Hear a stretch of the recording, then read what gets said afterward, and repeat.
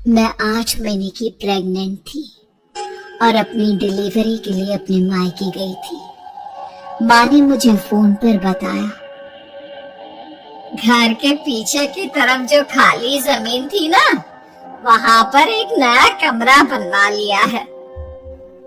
इतने सालों के बाद जैसे ही अपने घर में कदम रखा, कुछ अलग सा लगा। माँ, ये घर के पीछे की तरफ नया कमरा बनवाने की क्या जरूरत थी?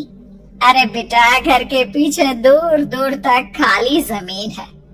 तेरे पापा को कई दिनों से लग रहा था कि यहाँ पर एक कमरा बनवा लेंगे तो ताजा हवा मिल जाया करेगी। अब तो ये सब छोड़ और चल जल्दी से दूध पी ले। माँ, मैं थोड़ी देर में पी लूंगी, आप सो जाओ। मैंने दूध का गिलास उठाकर उस खिड़की में रख दिया। पता नहीं कब आंख लगी। अचानक से खिड़की के पल्लों के खड़कने की तेज आवाज आई।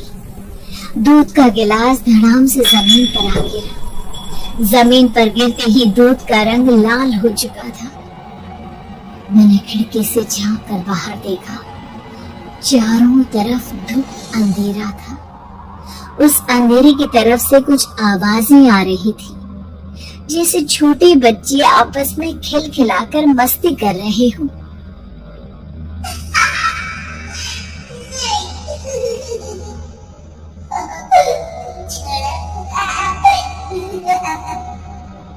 इतनी रात को इतने घनघोर अंधेरे में बच्चों की आवाज कैसे आ रही है?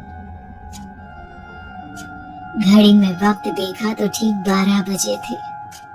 देखकर मैं सन्न रह गई। बुरी आत्मा और भूतों की कई कहानियां मैं सुन चुकी थी। वक्त भी कुछ ऐसा ही था। ऊपर से मैं प्रेग्नेंट।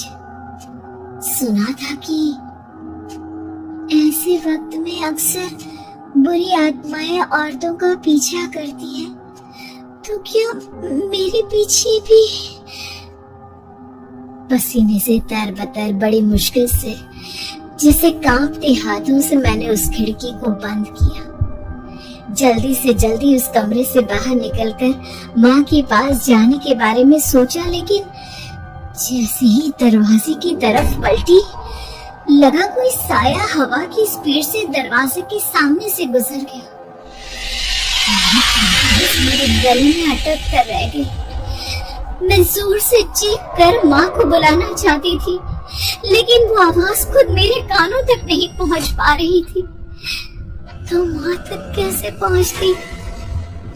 खिड़की के पल्ले एक बार फिर तेज हवा के झोंके से धड़ाम कर और पूरी ताकत से मैं चीख पड़ी। जानती थी मेरी चीख की आवाज सुनकर कुछ ही सेकंड में माँ वहां पहुंच जाएगी, लेकिन ऐसा कुछ हुआ ही नहीं। मेरा कलेजा डर के मारे फटा जा रहा था। आखिर माँ ने मेरी आवाज क्यों नहीं सुनी? इतनी गहरी नींद में तो माँ कभी नहीं सोती। ठीक पीछे खुली हुई वो खिड़की। मुझ में इतनी ताकत नहीं बची थी कि मैं पलटकर उस तरफ देख भी सकूं। हवा का एक सनसनाता हुआ झोंका उसी वक्त मेरे कानों से आकर टकराया।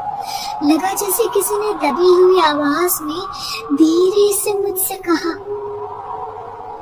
चली जाओ यहाँ से। मैंने दोनों हाथ अपने कानों पर रख लिए और एक बार फिर ताकत लगाकर जोर से चीखने की कोशिश की।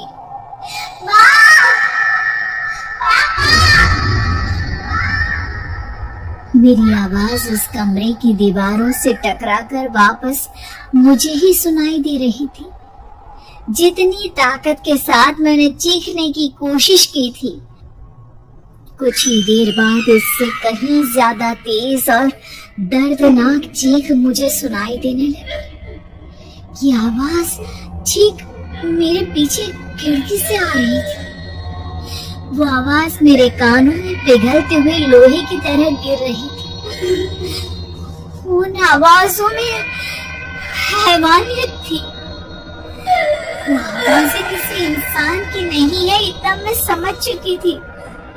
कांप रहे हाथों से मैंने अंधेरे में कुछ ढूंढने की कोशिश की। तभी अचानक मेरा हाथ बेड पर रखी टॉर्च पर पड़ा। किसी तरह ताकत लगाकर टॉर्च का बटन ऑन किया, लेकिन ये क्या? सामने दरवाजे पर 3 छोटी लड़कियां खड़ी हुई थी। उनके हाथ में स्टील के चमचमाते हुए चाकू थे। मैं घबराकर लड़खड़ाई और पीछे की तरफ हटी, लेकिन तब तक वो मेरे पास आ चुकी थी। उनकी गर्दन टेढ़ी थी और उनके हाथों के वो चाकू मेरे पेट को निशाना बनाने को तैयार। मैं जोर से चीखी, नहीं, छोड़ दो मेरे बच्चे को, मत मारो, मत मारो, छोड़ दो मेरे बच्चे को। सोनाली, सोनाली, क्या हुआ बेटा? तू इतनी डरी हुई क्यों है? उठ बेटा, क्या हुआ? हड़बड़ाकर मैंने अपनी आंखें खोली। देखा तो दिन निकल आया था। माँ मुझे जगा रही थी। मेरा चेहरा पूरा पसीने से लथपथ था। क्या हुआ बेटा? तुमने कोई बुरा सपना देखा क्या? मैं अभी तक अपने पूरे होश में नहीं थी। वो मेरे बच्चे को मार देगी माँ। वो लड़की मेरे बच्चे को। मैंने घबराकर अपने पेट को छुआ। सब कुछ ठीक था। और वो दूध जो रात को यहाँ पर गिर गया था, उसका रंग लाल हो गया था। माँ ने हंसते हुए दूध का गिलास मुझे दिखाया। तुमने दूध पिया ही नहीं, पूरा का पूरा ऐसे ही रखा हुआ है। तुमसे कहा था ना सोनाली, सेहत के लिए लापरवाही ठीक नहीं बेटा। लेकिन मैंने तो सब कुछ अपनी खुली आंखों से देखा था। ये सपना कैसे हो सकता है?